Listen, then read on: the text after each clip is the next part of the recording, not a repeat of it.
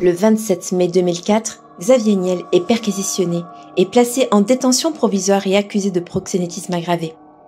En fait, dans un des sex shops qu'il gère à Strasbourg, il y aurait de la prostitution. Pas de panique, il sera vite blanchi de cette histoire parce qu'il dit ne pas être au courant des activités de cet établissement. Il écopera donc seulement de 2 ans de prison avec sursis. Par contre, il est accusé de toucher 15 000 € en liquide non déclaré en provenant du sex shop et il est condamné à 1 mois de prison ferme pour abus de biens sociaux avec 250 000 € d'amende.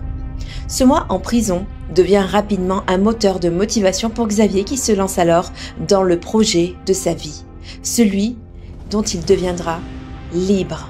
Mais alors, comment est-ce qu'un pirate informatique, un serial loser comme il dit de lui-même, a pu révolutionner la téléphonie, créer un empire et se classer parmi les 10 premières fortunes de France ? Salut les cuistots et bienvenue dans cette nouvelle vidéo. Aujourd'hui, je vais vous parler de la stratégie marketing du loser milliardaire.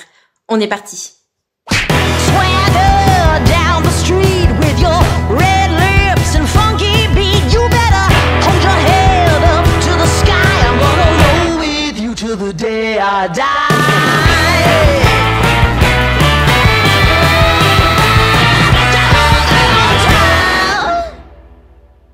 Le 1er novembre 2002 sortait en France la première Freebox. Cette boîte noire est la première à combiner ce que l'on appelle le triple play. Avant, vous deviez payer la télévision, le téléphone et Internet séparément. Mais quand Free est arrivé en 2002, ça a été la révolution pour de nombreux Français qui ne payaient plus que leur forfait Internet à 29,99 € au lieu de 45 ou 70 €.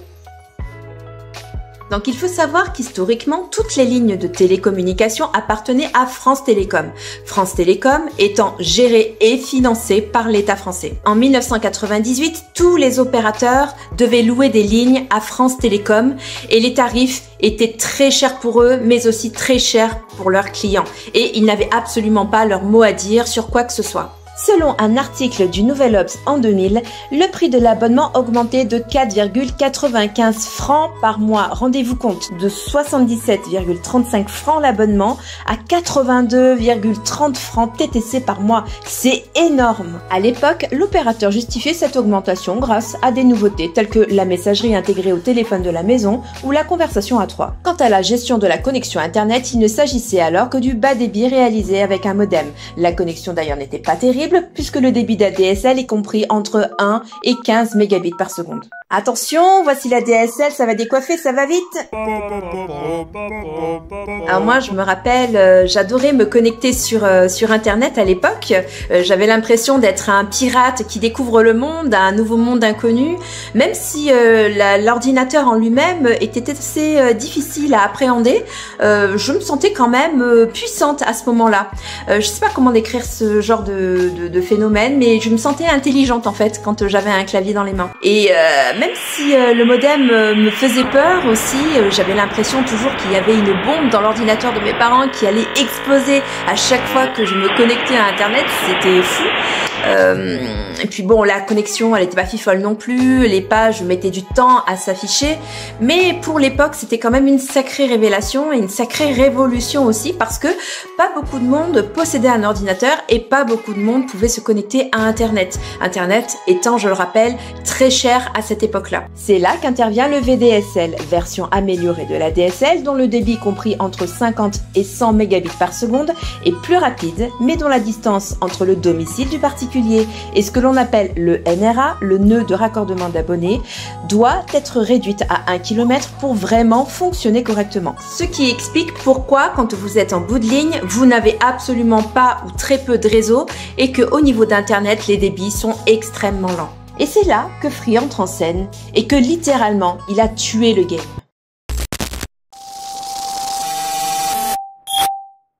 Comment est-ce que vous pouvez afficher des tarifs aussi bas sans perdre d'argent?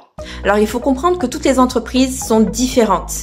Elles ont toutes leur façon différente de calculer leur propre rentabilité, même s'il y a une formule exacte pour calculer la rentabilité. Chaque entreprise a sa propre manière de calculer sa rentabilité à court, moyen et long terme suivant 2 facteurs. Les facteurs internes, tels que les coûts des matières premières, la main-d'œuvre, la fabrication, les capitaux propres, les capitaux empruntés, le taux de marge, etc. Et les facteurs externes, c'est-à-dire le marché et ses effets de mode, les impôts, les stocks, les contrats avec les partenariats, les délais de règlement, l'import-export et tout ce qui est aléas, les pannes, les incidents techniques, etc. En ce qui concerne Iliad, la maison mère de Free, Xavier Niel voulait que Internet soit accessible à tous. Et ce petit coquinou, il avait compris une chose, c'est que pour pouvoir être indépendant et gérer ses propres tarifs, il fallait pouvoir se détacher des réseaux de communication de France Télécom. En 2002, on s'est dit que le seul moyen de réussir, c'est d'être propriétaire de la totalité de nos infrastructures. On pense que dans ce marché des télécoms, vous avez besoin de détenir le réseau, sinon vous ne pouvez pas exister sur le long terme. Tous les opérateurs qui faisaient du haut débit en France, qui n'avaient pas leur réseau, ont disparu, il n'en reste plus un. Et qui dit indépendant, dit aussi plus de location sur la ligne, dont vous ne dépendez plus du tarif du propriétaire ni de ses augmentations. Ça évite aussi d'avoir à baser sa rentabilité sur un seuil existant de 40 centimes ou 70 centimes de francs à la minute, avec des frais de droit de passage. 1 milliard d'euros seront nécessaires à Free pour la création d'une ligne de 40 000 km étendue sur toute la métropole, pour ainsi fixer leur prix d'abonnement internet à 29,99 ou à 2 € pour le forfait de téléphone. Mais avec ça, qu'est-ce que l'on fait? On amène dans les foyers la télé numérique. On est en 2002. En 2002, vous avez quelques dizaines de milliers ou peut-être quelques centaines de milliers de foyers qui ont plus de 5 ou 6 chaînes. Et avec ça, qu'est-ce que l'on amène? Eh bien, on amène des centaines de chaînes, 400 chaînes aujourd'hui, dont 185 inclus dans un forfait. 29,99 c'est déjà un prix choc pour l'époque. Tous les opérateurs historiques, tels que AOL ou Club Internet, ne s'en remettront jamais. Et ils vont tous disparaître au fil de la décennie. Au niveau de la stratégie marketing, Xavier Niel profite aussi pour marteler les gens avec ses prix bas, que ce soit les concurrents ou que ce soit aussi les clients. En marketing, on appelle cette théorie la théorie du choc ou le choc-advertising. Je vais vous dire quelque chose qui est super simple. Vous regardez votre facture quand vous rentrez chez vous. Si pour la partie service de votre abonnement, vous payez plus de 19,99 et que vous appelez pas votre opérateur et que vous venez pas ou que vous ne venez pas chez Free, les pigeons, c'est vous et vous le savez maintenant. C'est une technique de manipulation qui consiste à augmenter l'attention d'un destinataire pour mémoriser un message fort, en créant une émotion chez le spectateur, soit le plaisir, soit la peur, soit la haine, l'envie ou l'humour, et le message renvoie une stimulation positive ou négative qui sème la confusion chez un public. Celui-ci doit alors réfléchir à deux possibilités qui sont inadéquates sur un même plan. Et c'est grâce à cela que se forme le processus de mémorisation. J'ai trouvé d'un extrême mauvais goût que vous repreniez l'appel de Radio Londres. Oui, sur Twitter, qui annonçait le débarquement. Et en plus, comme beaucoup de gens, vous avez estropié les vers de Verlaine. Je suis d'accord avec vous, mais au moins ça a marché puisque vous m'en parlez encore aujourd'hui. Vous pouvez voir cette technique sur les publicités de campagne de prévention routière à la télévision. Un truc aussi qu'on n'a pas noté mais qui n'est pas du tout anodin, c'est que free en anglais veut dire libre. Et libre signifie sans contrainte géographique. C'est pourquoi les boutiques free physiques n'existent quasiment pas à l'échelle de la métropole. Donc déjà, par hommage au nom de la firme, mais aussi par souci d'économie, toutes les commandes se font en ligne, que ce soit pour les forfaits internet ou pour les forfaits de téléphone. Ça permet à l'entreprise de générer une marge de 5 € sur les forfaits à 29,99. Quelques mois après le lancement de la box, Xavier Niel vend 96 000 box et il propulse Free sur le devant de la scène parmi les autres acteurs de la téléphonie. Mais pas que, on peut citer aussi d'autres éléments qui ont facilité l'accès à Free au monde des télécommunications.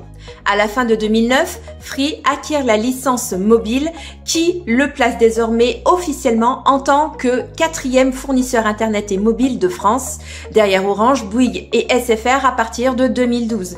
On peut également citer aussi le dégroupage, c'est-à-dire la division des lignes de France Télécom en plusieurs entités, plusieurs opérateurs. Les autorités de régulation en 2011 qui nous ont permis de pouvoir faire baisser le coût des communications de 20 centimes à 4 centimes et du coût du SMS de 3 centimes à 1,5 centime. Il y a aussi la portabilité en 2003 qui permet de changer facilement d'opérateur à un autre et la loi Châtel qui a été créée pour protéger les utilisateurs, les données des utilisateurs pendant la durée de leur engagement et après pour qu'ils puissent éventuellement changer d'opérateur. Donc, et qui établit aussi la durée de l'engagement de 12 à 24 mois. En 2004, Iliad, maison mère de Free, entre en bourse et cote le titre de Free à 16 €, soit 900 millions d'euros. En 2000, Xavier Niel et son équipe de 4 à 5 personnes se rendent aux États-Unis pour chercher une technique de construction d'une box qui pourrait faire passer Internet, le téléphone et la télévision dans un seul et même câble. Ils reviennent bredouille en France quelques mois plus tard. Et c'est là, à partir de ce moment, que Xavier Niel prend la décision de construire lui-même la box avec son ingénieur. On commence à travailler là-dessus en 2000. En cherchant dans le monde entier cet équipement-là, très naïvement, on pense que ça existe à l'étranger. Vous savez, aux États-Unis, il y a toujours tout. Donc on va aux États-Unis, on ne trouve pas cet équipement, et puis on prend une décision, c'est d'inventer cet équipement. Je n'y crois pas. Je n'y crois pas. Je me dis que c'est un super projet, que c'est très intéressant, qu'il faut essayer, mais j'y crois pas moi-même. Pour réaliser ce prodige, il a procédé à la technique de ce que l'on appelle la pizza, instaurée par Jeff Bezos, patron d'Amazon. We try to create teams that are no larger than can be fed with 2 pizzas. We call that the 2 pizza team rule. Vous racontez les débuts de Free, que vous êtes seulement 5 à créer. Parlez-nous du test des 2 pizzas théorisé par Jeff Bezos, le fondateur d'Amazon. En fait, on a constaté un truc, c'est que si on veut faire quelque chose, si on est une armée mexicaine, on n'arrive à rien à créer. Si vous prenez l'iPhone, c'est un tout petit groupe de personnes, un peu plus d'une dizaine de personnes qui inventent et qui créent l'iPhone. Chez Free, c'était pareil, on était 5, on s'est mis à 5 dans un bureau et on a créé Free. Et on pense qu'on peut avoir de l'innovation ou créer des grandes choses que quand on a un nombre restreint. Mais vous pouvez l'imaginer, si vous êtes 30 dans une salle, faire une grande réunion, si vous arrivez à en sortir un truc, appelez-moi. C'est parce que vous êtes un petit groupe que vous arrivez à créer des choses. Ouais, donc quand on commande plus de 2 pizzas, c'est qu'il y a trop de monde. Si on n'arrive pas à nourrir un groupe avec plus de 2 pizzas, ça va pas marcher. Ok, me direz-vous, mais la fibre dans tout ça? Pour rappel, la fibre optique, c'est un long câble composé de centaines de brins de verre mesurant le diamètre d'un cheveu. Le cœur de la fibre envoie de la lumière et la gaine optique permet de pouvoir la guider. L'utilisation de la fibre n'est pas nouveau. Au cours des années 50, un physicien de Corning Glass Works, nommé Robert Maurer, développe la première fibre à être utilisée dans les réseaux de communication. Mais c'est véritablement dans les années 90 que l'on découvre l'Internet haut débit avec l'utilisation de la fibre optique. Plus fin et plus solide que le câble en cuivre de l'ADSL, la gaine protège le cœur des intempéries, de la saleté, de l'humidité et des autres facteurs environnementaux. 40 000 conversations simultanées peuvent être acheminées par une seule fibre optique. En France, l'État et les collectivités locales financent l'installation de la fibre. En tant qu'usager, vous pouvez vous tourner vers votre opérateur pour demander un raccordement ou vers votre commune tout simplement. Et ça, bien sûr, c'est tant que la fibre est facultative, parce que quand elle commencera à devenir obligatoire, c'est-à-dire aux horizons de 2027, ça sera à votre charge de pouvoir faire venir quelqu'un, faire les raccordements si vous êtes encore en ADSL à ce moment-là, et pouvoir payer de votre poche la personne qui fait le raccordement ou la mise à jour. En 2023, Free a recruté 858 000 nouveaux clients et a enregistré sa plus forte croissance depuis 9 ans. Selon un article de Fibre Guide. Free a aussi déployé 35,3 millions de prises éligibles au 31 décembre 2023 sur le territoire. L'opérateur a aussi investi 2 milliards pour ses réseaux, la cybersécurité et l'intelligence artificielle. Selon le site internet Statista, 92,3% des internautes regardent des vidéos en ligne. Au troisième trimestre 2023, 44,2% des usagers cherchaient un film sur une plateforme de streaming dédiée, soit Netflix, Amazon Prime ou YouTube. 35% des Français passaient environ 35 heures par semaine devant un écran. Et comme la plupart des gens ont Internet sur leur téléphone portable, Free a prévu une stratégie. Son argument de vente ? Plus en contenu, intégrant dans les nouvelles box les plateformes de VOD telles que Netflix, Amazon Prime, Disney+, etc. ou la télé by canal. Des forfaits téléphoniques attractifs, sans coût de surtaxation d'un fixe à un portable, et des box avec des forfaits téléphoniques sans engagement avec le réseau en 4 ou 5G. Mais surtout, un beau design.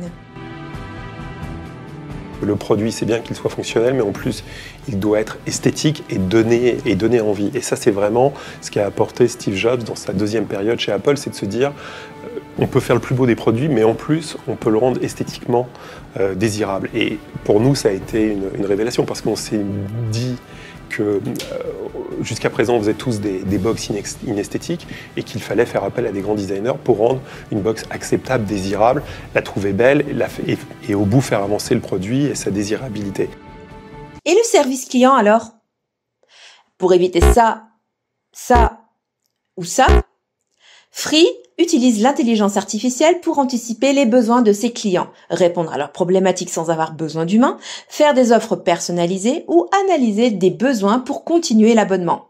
Tous les retours des abonnés sont stockés, collectés pour être réactifs aux nouvelles demandes et proposer et prioriser la satisfaction à long terme.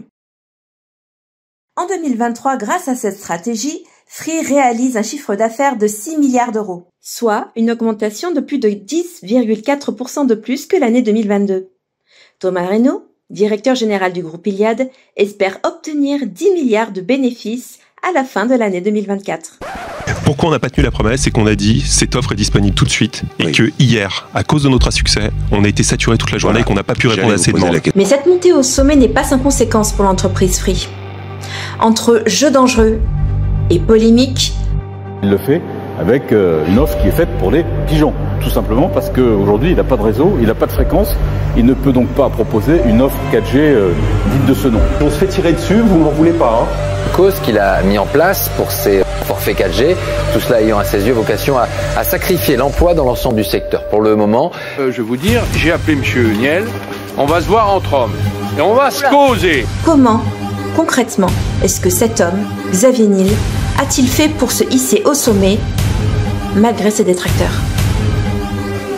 Alors attendez, alors là moi je marche sur la lune.